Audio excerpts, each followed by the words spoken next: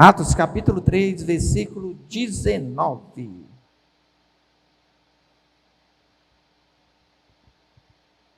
Atos capítulo 3. Convidando você para terça-feira, nossa terça com propósito. Não falta, vem buscar do Senhor, vem aprender de Deus, vem se revestir de todas as armaduras do Senhor, para que nós possamos vencer os dias maus. Deixa aqui terça-feira, quinta-feira para aprender do Senhor, então não falta, vem para os cultos, vem adorar o nome de Jesus. Capítulo 3 de Atos, versículo 19 e versículo 20, que diz assim: arrependei-vos, pois, e convertei-vos, para serem cancelados os vossos pecados, a fim de que da presença do Senhor venha tempo de refrigério, e que envie Ele o Cristo que já vos foi designado, Jesus.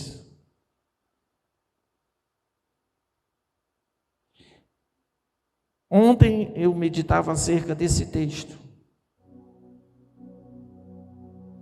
Um texto que mexe muito com a gente, porque muitos de nós já dizemos que somos salvos. Se eu fizer uma enquete ou uma pergunta aqui, quem verdadeiramente tem convicção da sua salvação? Acredito que todos nós levantaríamos as mãos e dizer: eu sou salvo. Porque um dia eu confessei a Jesus, um dia eu fui aí à frente e recebi Jesus como meu Salvador. Veja que o texto ele inicia no capítulo 19 de Atos 3, arrependei-vos e convertei-vos. O que significa arrepender? Na sua imagem ou no seu coração, o que é que você entende por arrependimento? É o meio pelo qual Deus ele nos deu a oportunidade de voltar atrás às nossas velhas práticas, aos nossos velhos erros, às nossas velhas condutas, nosso modo de pensar, de agir, de falar, de andar. Deus nos deu a oportunidade de retroagir, dizer: Senhor, eu me arrependo e eu quero nesse momento me dedicar, abrir mão de muitas coisas que o mundo tem me oferecido para fazer a tua vontade. Deus nos dá a oportunidade de nos libertarmos dos costumes, das tradições que o mundo tem nos abençoado cada dia mais. E quando Deus ele nos dá a oportunidade de arrependimento, Ele está dando a oportunidade de nós sermos perdoados por Ele e pelos nossos pecados. Sabe, muitas vezes nós estamos dentro da igreja e muitos de vocês, a maioria, já desceram as águas, já foram batizados pelo pastor Humberto, quem sabe por outros pastores. Mas será que o teu batismo foi um batismo de arrependimento ou foi somente um banho que você tomou? E nós precisamos verdadeiramente nos converter. E quando nós nos convertemos, imediatamente vem o arrependimento da nossa vida, por nós termos feridos os planos e os projetos de Deus, queridos. Retardamos o processo que Deus tinha planejado para a nossa vida. Nós retardamos pelos nossos meios de agir, de pensar e de falar. O profeta Isaías, eu queria que você abrisse lá no capítulo 22. Olha o que é que o profeta diz, capítulo 22, versículo 12, do profeta Isaías. Olha o que é que o profeta diz, capítulo 22, verso 12. O Senhor dos exércitos, vos convida naquele dia para chorar, para prantear, para rapar a cabeça e cingir o cilício. Ele nos convida a um arrependimento verdadeiro, querido. Não é um remorso, não é uma emoção de chegar aqui e chorar por um louvor. Não, querido. Arrependimento é o pesar no seu coração de você ter transgredido tudo aquilo que nós aprendemos através da nossa vida cristã. E quanto de nós temos ferido a Deus todo dia com nossas atitudes? Quanto de nós temos passado por cima da vontade de Deus, porque o nosso ego, a nossa vontade é muito maior do que o desejo de Deus de fazer a vontade dele na nossa vida. A experiência da conversão, ela gera no nosso coração uma profunda tristeza. Mas por que, pastor, tristeza? Porque a gente tem a plena consciência de que nós estamos fazendo tudo errado. E que nós tínhamos acesso a Deus e fazer tudo certo. Mas nós preferimos andar por um caminho que não agradava a Deus. E é interessante que essa tristeza da nossa alma traz para nós um pesar muito forte. Olha o que é que diz Tiago, abre aí. Tiago capítulo 4. Lá no versículo 8. Olha o que é que diz Tiago. Capítulo 4, versículo 8. Chegai-vos a Deus e Ele chegará a vós outros. Purificai as mãos, pecadores, e vós que sois de ânimo dobre, limpai o vosso coração. Olha o verso 9. Afligi-vos, lamentai e chorai, convertam-se o vosso riso em pranto e a vossa alegria em tristeza. E ele diz, mas humilhai-vos à presença de Deus e Ele vos exaltará. Tiago demonstra nesse texto o profundo lamento, a profundeza da tristeza diante de Deus.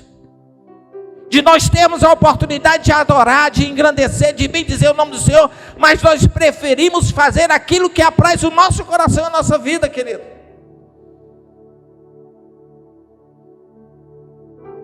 Tudo vai passar, gente.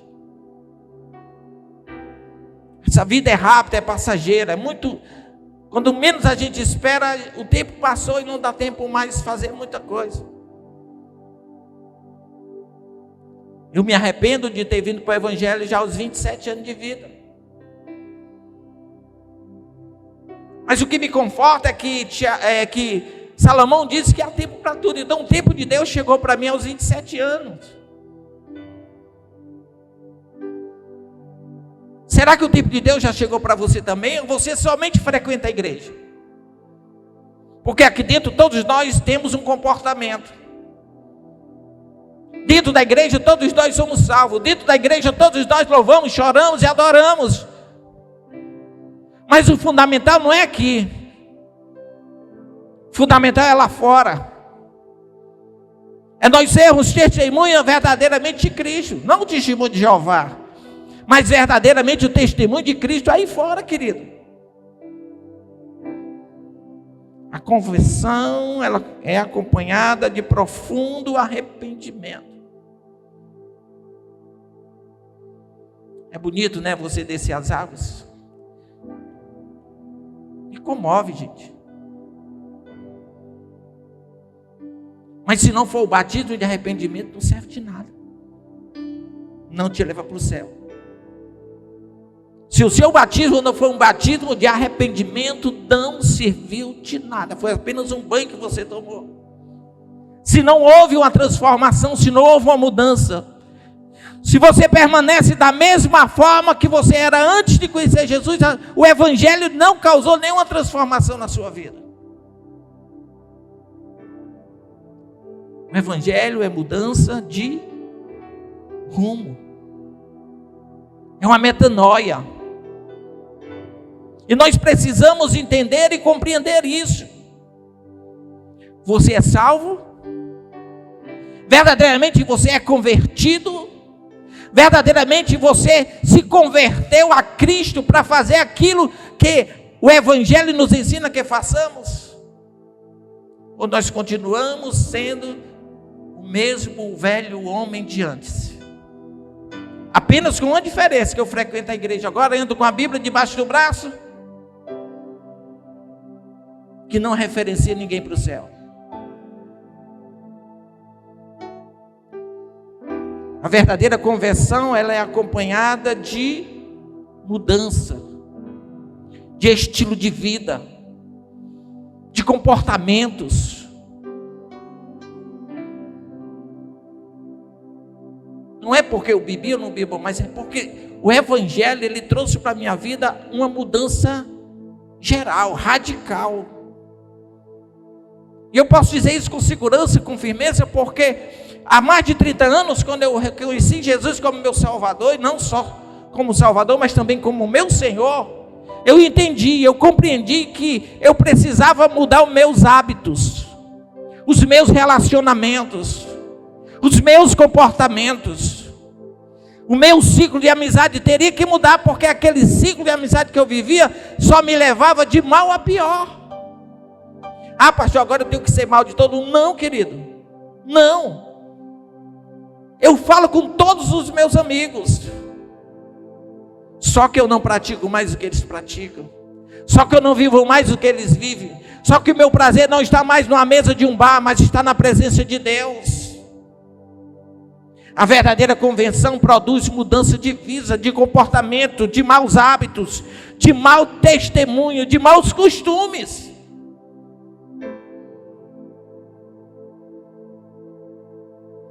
Isaías 55, 7. Isaías 55, 7.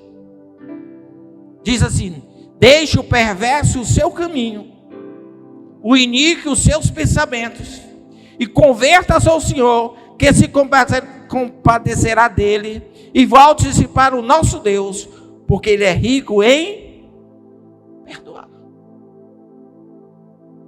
Olha o que Isaías diz: que nós precisamos ter uma mudança de vida, uma mudança de comportamento, uma mudança de hábito, uma mudança de costumes. Ave Maria! Quantos de nós ainda estamos com essa Maria nos lábios?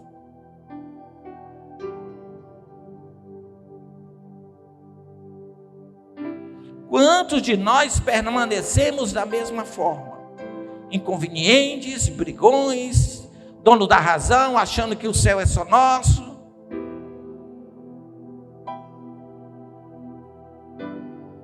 Qual é o seu comportamento na sua casa?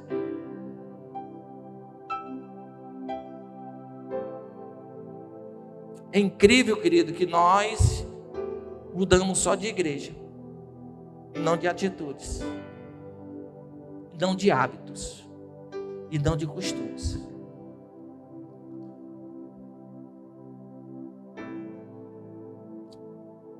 A gente costuma se assemelhar muito ao que está aí fora. Nós temos que ser parecidos com quem está lá fora e não com quem está aqui dentro.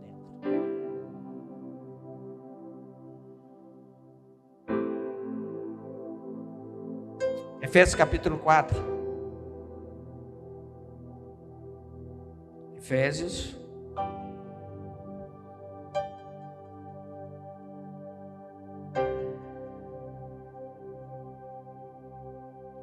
capítulo 4. Abre aí. São apenas alguns versículos que nós vamos ler. Olha o que é andar em novidade de vida. Capítulo 4, versículo 20. Olha o que é que Paulo diz: mas não foste assim que aprendeste a Cristo, se é que de fato tendes ouvido e nele foste instruído segundo a verdade em Deus e Jesus. O que nós temos aprendido através do Evangelho de Cristo Jesus? Por que esse Evangelho ele não trouxe uma transformação na minha vida? Por que o que eu faço, o que eu penso, o meu modo de agir, de pensar, não é segundo a vontade de Deus, mas segundo a minha própria vontade? Continuando. Versículo 21. Se é que de fato tendes ouvido e nele foste instruído segundo a verdade em Jesus. Verso 22. No sentido de que, contra o trato passado, despojai-vos do velho homem que se corrompe segundo a concupiscência do engano. Ou seja, Nós precisamos ter uma mudança radical. Quando nós descemos as águas, ali nós mortificamos, nós matamos, nós enterramos o velho homem. E ali surge um homem novo, criado em Cristo Jesus para toda boa obra, queridos. Aí eu posso bater no peito, eu posso levantar minhas mãos e dizer: não vivo mais eu, mas é Cristo que vive em mim. Porque eu tenho aprendido dele, eu tenho sido instruído por ele. Ele tem me dado instruções que vai me levar ao alvo. Que alvo é esse? A Cristo, a Cristo Jesus. Versos 23, 22 ainda, né? No sentido, quanto ao trato passado, vos despojais do velho homem, que se corrompe segundo a concupiscência do engano, e vos renoveis do espírito do vosso entendimento.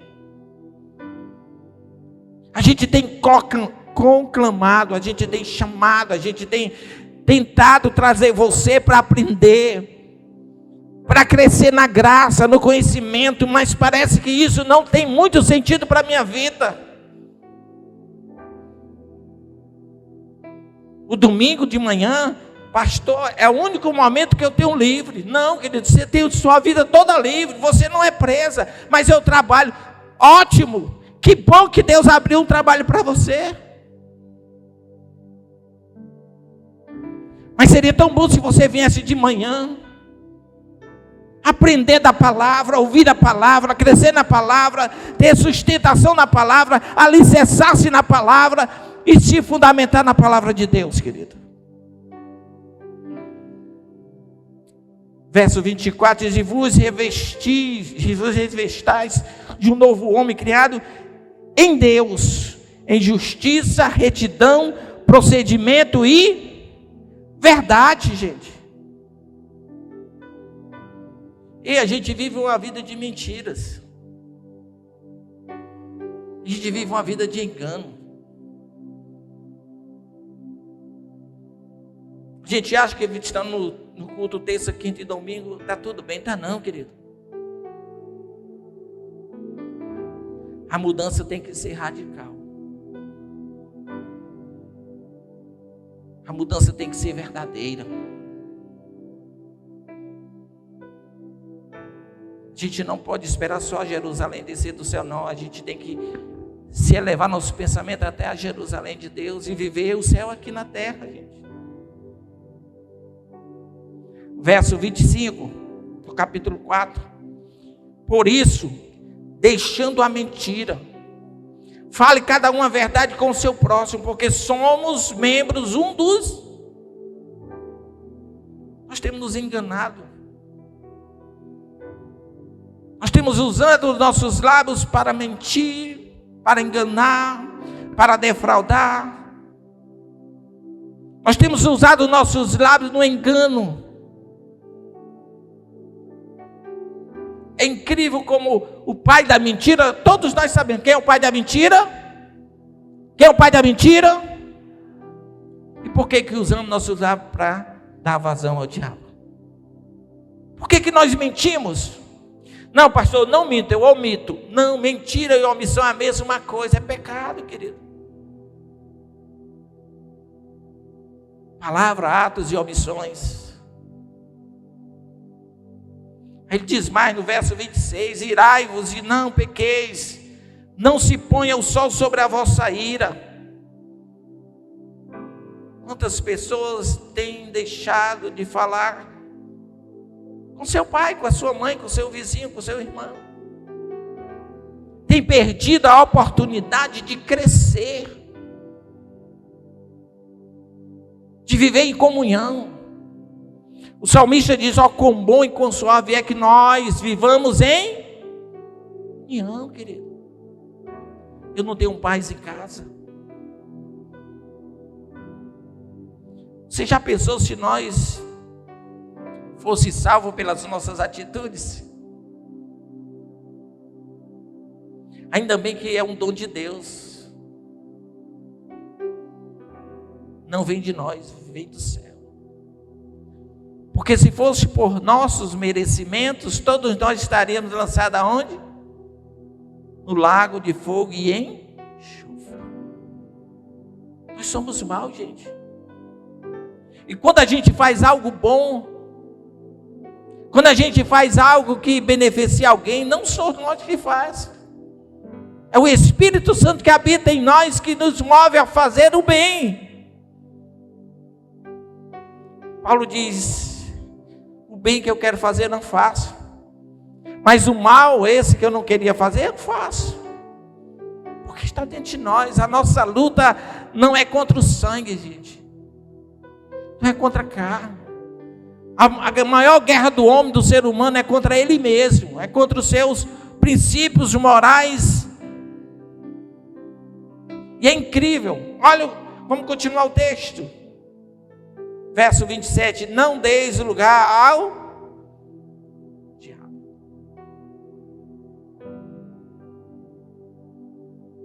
Não deis lugar ao diabo. Verso 28. Aquele que furtava, não furte mais. Antes trabalhe, fazendo com as próprias mãos o que é bom, para que tenha com que cuidar ao necessitado.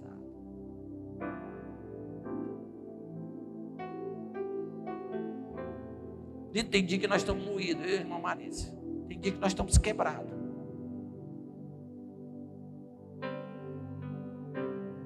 Mas isso não é motivo para eu deixar de vir adorar a Deus, não. Não é motivo. Verso 29. Não saia da vossa boca nenhuma palavra torpe. E se unicamente que for boa para edificação, conforme a necessidade, e assim transmita graça aos que ouvem. Quantos de nós temos murmurado, temos nossas queixas e não olhamos quem está à nossa volta? Quantas vidas nós temos matado com as nossas palavras? Quantas vidas estão afastadas da casa de Deus por uma atitude sua, por um gesto seu? Quem vai pregar hoje é fulano. Não vou para a igreja não. Como se a pessoa que fosse pregar fosse aquela que fosse te salvar. É incrível. Verso de número 30. E não entristeçais o Espírito de Deus, no qual fostes selados para o dia da...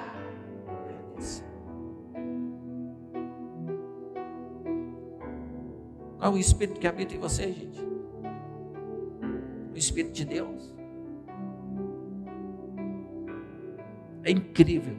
31. Longe de vós toda amargura e cólera e ira e gritaria e blasfêmia e bem assim toda a malícia. Tanta gente maliciosa, maldosas, coração podre, coração sujo, coração iníquo, coração sem Deus, gente. Pessoas que não se submetem, pessoas que não querem estar debaixo de uma orientação, de uma autoridade eclesiástica. Verso 32. Antes sede um para com os outros benignos, compassivos, perdoando-vos uns aos outros, como também Deus em Cristo vos perdoa. Isso só encontramos quando nós temos novidade de vida e nós percebemos que nós estamos fazendo tudo errado. Quando nós nos deparamos no espelho e olhamos e verdadeiramente a gente vê a nossa imagem, quem nós somos. Mas eu não abro mão. Comigo é assim. Escreveu no leão. Pastor, eu não tenho sangue de barata. Você não tem sangue de barata não. Vai reinar no seu corpo o sangue de Cristo. Eu não levo desaforo para casa. Tem pessoas que dizem, eu sou assim, pastor, eu sou verdadeiro, eu digo logo é da lata. Que espírito está em você? O Senhor disse que quando depender de mim, quando depender de você, tem de paz com todos os homens. Então há momento que a gente só ouve, deixa falar, deixa gritar, deixa fazer e acontecer. Deixa fazer, gente. Olha como eu tenho emprestado meu ouvido para as pessoas. Já ouvi tantas coisas e temperância, calma, porque a Bíblia diz: esteja pronto a ouvir, tardio em falar, tardio em irar-se. Você é convertido? Pois então se revista de um novo homem.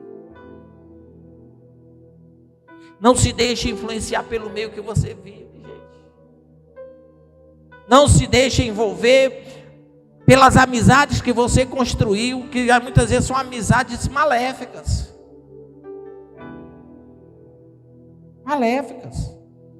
Se não houve nenhuma mudança na sua vida, você precisa rever os seus conceitos. Você precisa rever se verdadeiramente houve uma conversão no seu coração e na sua vida, querido. Se não houve, é porque você ainda não teve uma experiência real, verdadeira com Cristo. Cristo crucificado em uma cruz, os seus algozes brincando embaixo da sua cruz, com o seu manto, e ele olhava para o céu e disse: Pai, perdoa-lhes, porque eles não sabem o que estão fazendo. Porque no coração de Jesus havia transbordante de alegria no coração pelas vidas, pelo amor. Será que nós não podemos destilar um pouquinho de amor para aqueles que verdadeiramente vivem uma vida de crises?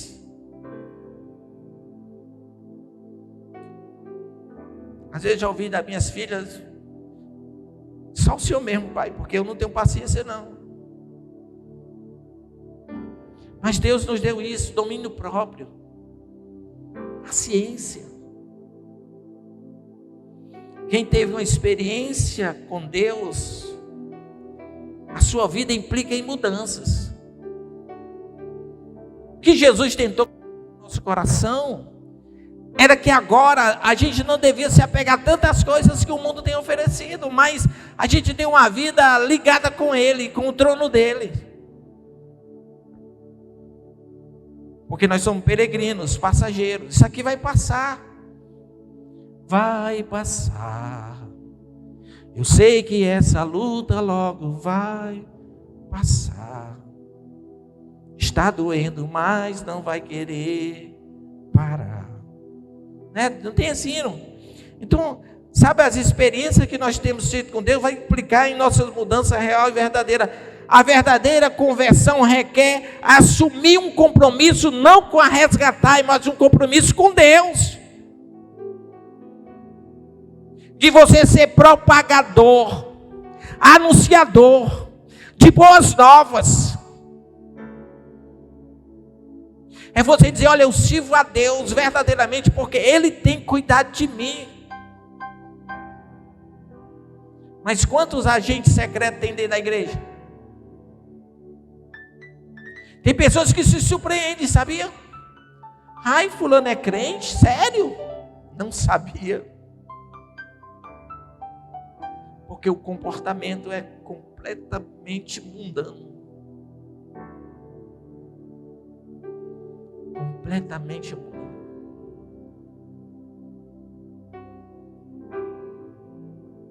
Por que nós sofremos tanto, gente? Por que passamos por tantas dificuldades na nossa vida? Mateus capítulo 7, versículo 21. Mateus capítulo 7, versículo 21. Diz assim: porque dentro do coração dos homens é que procede os maus desígnios, que é o que? Prostituição, furtos, homicídios, adultérios, Desculpa, eu estou em Marcos, é Mateus. Perdoe, Mateus 7. Desculpa. Mas se parou aqui é porque Deus também quer falar com você. Mateus 7, 21. Nem todo que me diz o quê? Entrará no reino dos... Mas aquele que faz a vontade do meu Pai que está onde? No céu. Quando eu sou convertido, quando eu sou salvo, quando eu me aproprio da vontade de Deus na minha vida, eu me submeto a Ele, querido. Se eu não me submeto à vontade de Deus, eu vou me submeter à vontade de quem, queridos? Domingo eu perguntava aqui, você já se imaginou você ter uma vida sem Cristo? Sem Deus, sem esperança, sem salvação? Até os ateus creem que Deus existe, querido. A conversão a Cristo requer compromisso, submissão, humildade. O homem e a mulher convertida têm coerência naquilo que fala, naquilo que pensa, naquilo que age, na maneira de falar, querido. Todo homem convertido, toda mulher convertida, ela é coerente no seu vestir, no seu andar, no seu comportamento, no seu modo de se expressar. As pessoas olham para você, que se diz ser crente, e diz verdadeiramente, aí está um homem de Deus. Aí está uma mulher de Deus, uma mulher de oração, uma mulher de busca. Eu nunca vi fulano assim, eu nunca vi fulano dessa forma, sempre nessa paz. Mas fulano, Deus me guarde, é briguenta, cria contenda, cria confusão, cria problema onde ela vive, onde ela anda, onde ela está, cria problema com tudo.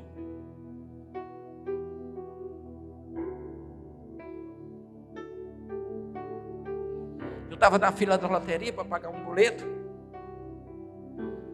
Chegou uma senhora de idade. E ela passou na minha frente e disse, é direito meu, eu sou idosa. Idosa tem... Eu disse, amém. Eu também sou idoso. A senhora passou na minha frente, eu vou deixar, mas também sou idoso. Mas não havia necessidade, naquele momento, se eu tivesse esquentado, disse, olha, a senhora vai ficar depois de mim, porque eu também tenho prioridade. Amém, querida. Eu também sou.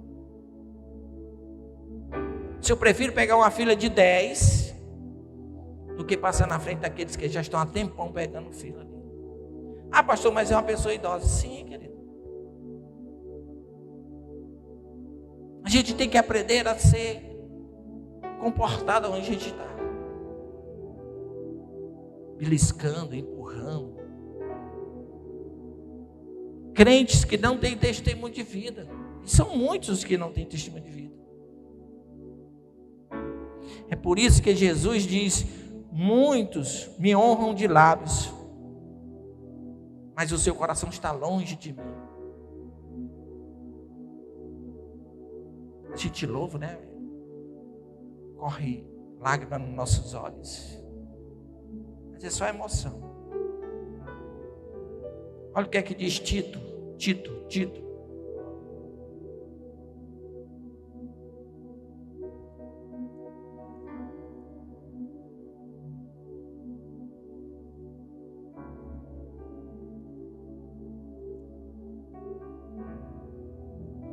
capítulo 1.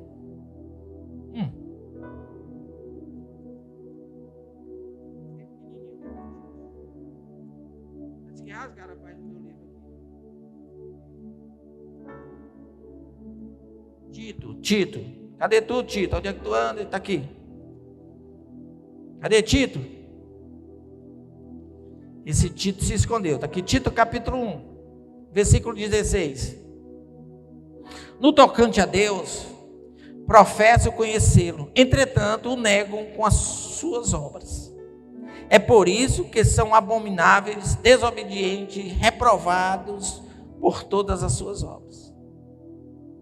É o que a gente tem falado. Muitos estão dentro da igreja, muitos carregam a Bíblia debaixo do braço. Hoje é normal as mulheres têm cabelos longos, mas a gente nega com nossas obras, com as nossas atitudes, com as nossas ações, com os nossos procedimentos. Então Tito, ele é bem claro, no tocante a Deus, professam conhecê-lo, entretanto negam com as suas próprias obras. Você tem Jesus? Tenho. Desde que eu nasci que eu conheço Jesus. Desde que eu nasci que Jesus está na minha vida. Mas que Jesus que vive na sua vida? Se a sua vida vive de mal a pior. Vive de ruína em ruína.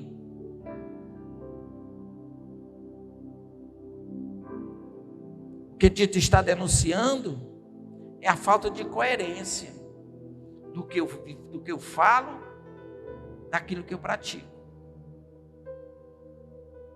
Não posso viver no que eu falo, porque se eu vivesse em cima do que eu falo é muito bom. Eu tenho que viver em cima das práticas que a minha fala pronuncia. Você é salvo? Quem é salvo aqui? Levante a mão.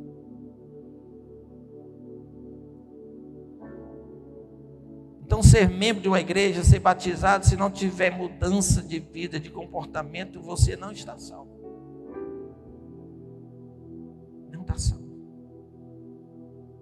2 Coríntios 5,17.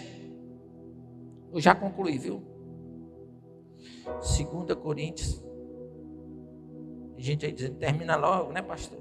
5,17. Que diz assim, olha. E assim, se alguém está em Cristo, nova criatura é, as coisas antigas já passaram, e eis que tudo se fez o quê? Novo. Então um batismo sem conversão vai te levar à condenação, querido.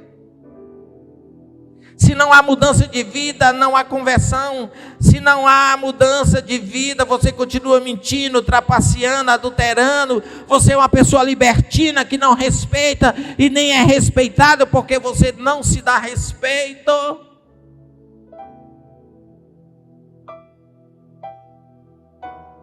Então a gente precisa mudar.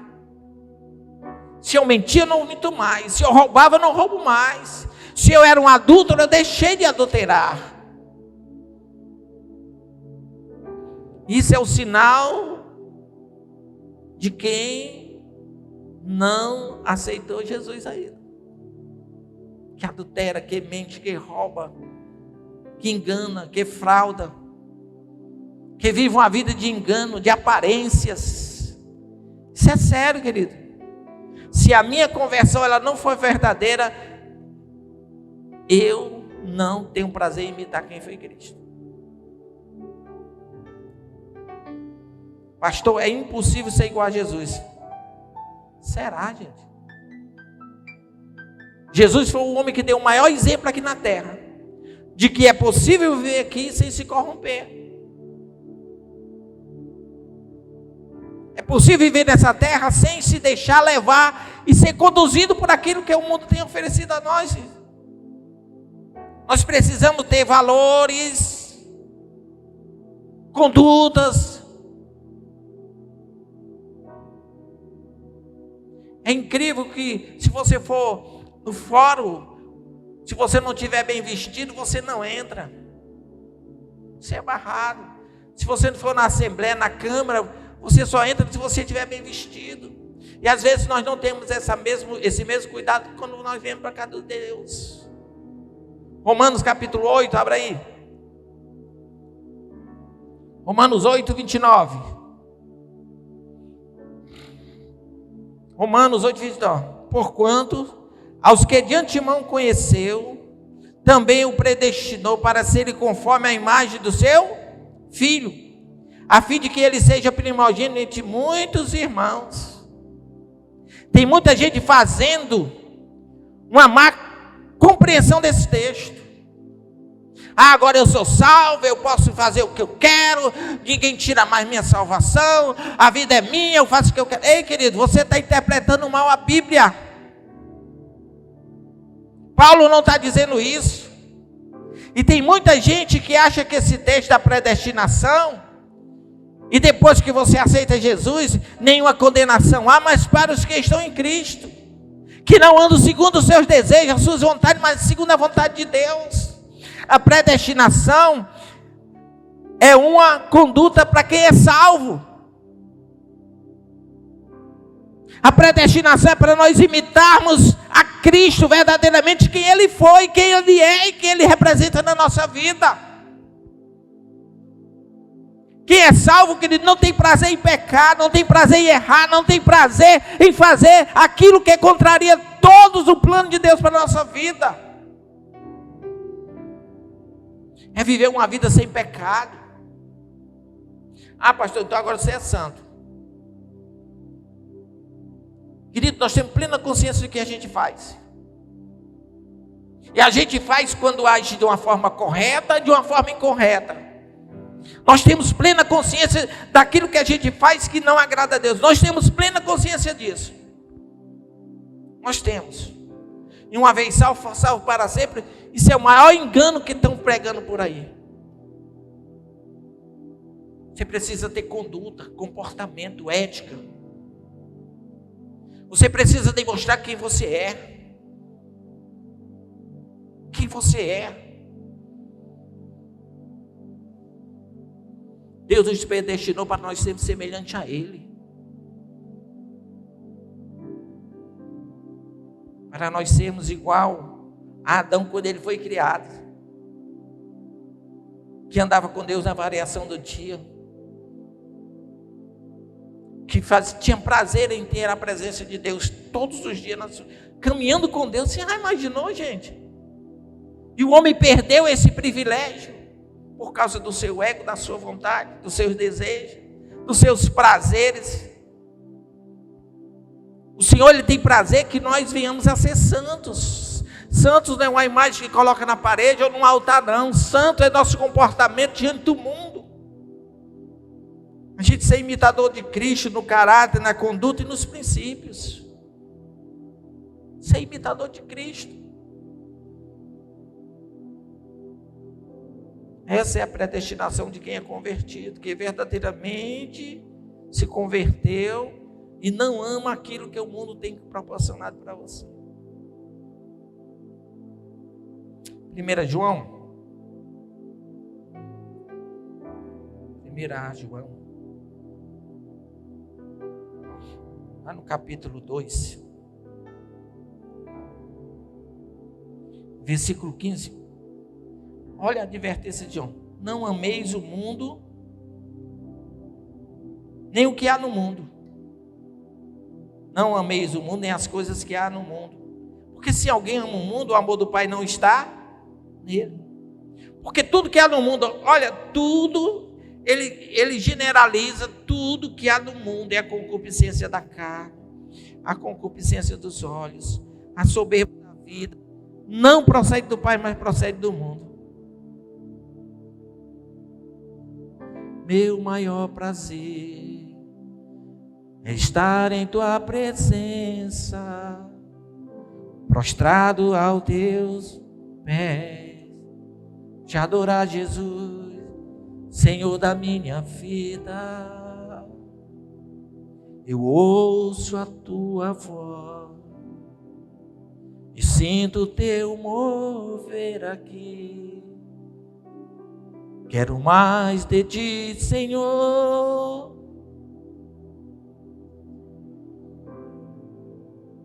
Eu ergo as minhas mãos e clamo, derrama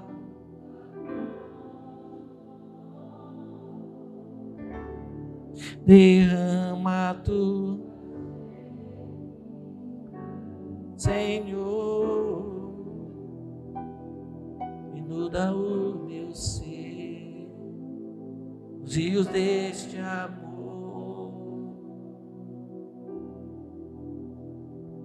Dá para você entender se você é salvo ou não?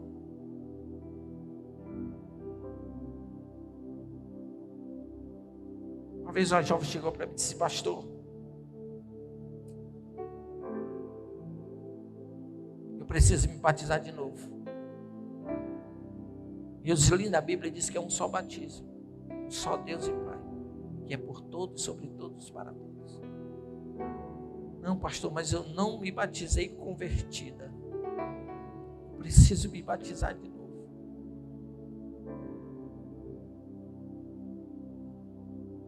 Primeira João capítulo 3, versículo 7, diz assim: filhinho, não vos deixe enganar por ninguém. Aquele que pratica a justiça é o quê? Justo. Assim como ele é justo. Aquele que pratica o pecado procede de quem? Do diabo, porque o diabo vive pecando desde o princípio, por isso se manifestou o Filho de Deus para destruir as obras do diabo. Tudo que é nascido de Deus não vive na prática do... Todo que é nascido de Deus não vive na prática do pecado. O que permanece nele é a divina semente. Ora, esse não pode viver pecando, porque é nascido de Deus. Nisso são manifestos os filhos de Deus e os filhos do diabo. Todo aquele que não pratica justiça não procede de Deus, nem aquele que não ama o seu irmão. Você é convertido? Sim ou não? Pastor, não suporto. Pastor, não tolero. Pastor, eu não consigo. Tem que rever. Tem que rever seus conceitos. Tem que rever seus conceitos. Amar a Deus sobre todas. Amar a Deus sobre todas. E amar ao próximo. Não, pastor, mas eu não consigo. Aqui escrito. 1 João 3. Aqui escrito. Não fui eu que escrevi. Nisso são manifestos os filhos de Deus, capítulo 3, versículo 10. Nisso se manifestam os filhos de Deus, e os filhos de quem? Todo aquele que não pratica a justiça não procede de Deus, e nem aquele que não ama o seu irmão. É incrível, é triste, dói. Mas é a verdade. É a verdade. A justiça de Deus se manifesta a todos os homens.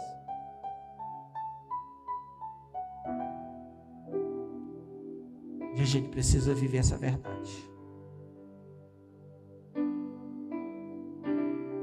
A gente precisa viver essa verdade. Atos 3 diz o quê? 3,19, vamos lá de novo para a gente concluir. Arrependei-vos, pois, e convertei-vos para serem cancelados os vossos pecados. Então, querido, vamos rever nossos conceitos e valores.